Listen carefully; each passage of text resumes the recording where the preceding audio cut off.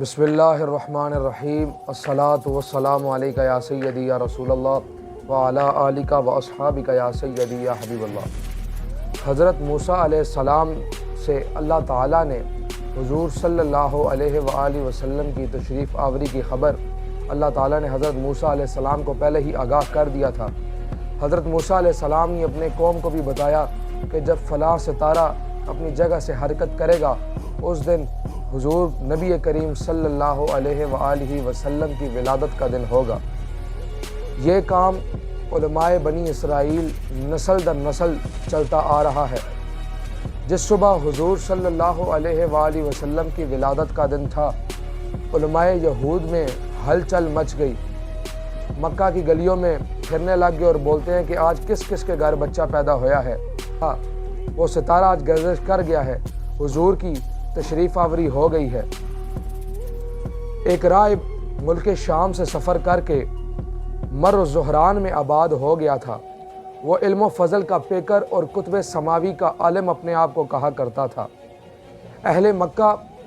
وہ کہا کرتا تھا کہ اہل مکہ میں ان قریب ایک ایسا بچہ پیدا ہوگا کہ جس کے جاہ و جلال اور صادق و امین کا تذکرہ پوری دنیا میں مشہور ہوگا، اور جو اس کے ساتھ ہوگا وہ کامیابی کے راستے پہ ہوگا، اور جو اس کی مخالفت کرے گا وہ ناکامی کے راستے پہ ہوگا۔